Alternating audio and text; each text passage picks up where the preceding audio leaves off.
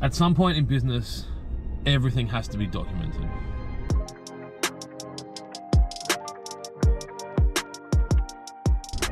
Good morning and welcome to In the Car with Clint. My businesses have circa 40 staff, and I think I've known for a while, but I've probably come to this really strong realization that there needs to be really strong documentation around our policies, procedures, processes, rules, the things I want, the budgets, what people are allowed to do, what's inside people's, authority, that kind of thing. And you kind of this is probably good information for someone who's running a business that's kind of doing 2, 3, 4 mil, directors still heavily involved, 10 staff, 12 staff, whatever it might be. When the director's heavily involved, the documentation can tend to be less thorough, and it's because the owner is there to catch things as they fall. And the more staff you get, the less practical that is. And then what happens is the things fall and no one's there to catch it, even your senior people, because the business is getting so big.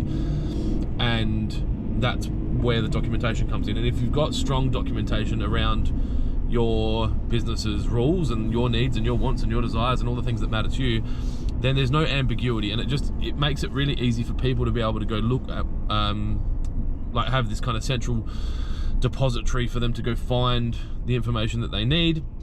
It also means that if someone's consistently doing the wrong thing, you've got evidence as to the fact that they've been taught how to do it and they've been told what to do.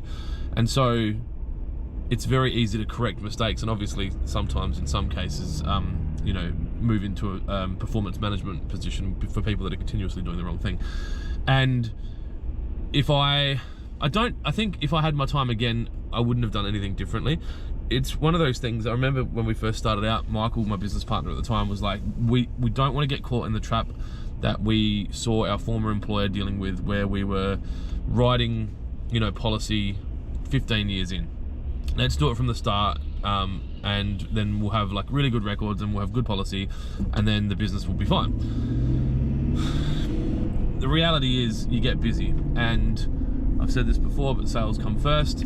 Without money, nothing else happens. And so we're out selling, and then we're delivering on what we've sold, and then we're growing, and the world just goes by. And without someone that's really focused on ensuring that the policy is in place, being inside the business, it just doesn't happen. So I'm now dealing with it now at the 40 staff, $15 million bracket.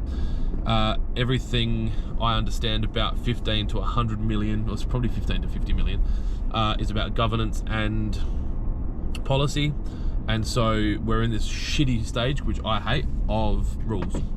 And I hate rules, and I find them restrictive, and I feel like they slow us down, and I don't adhere to them, and that's going to be a problem, because do as I say, not as I do doesn't work.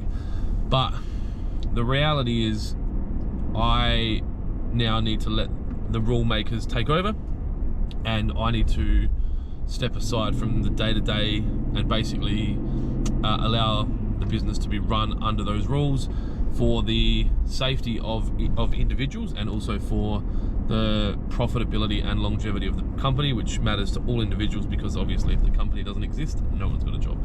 And sadly, it's a really hard balance to find, having a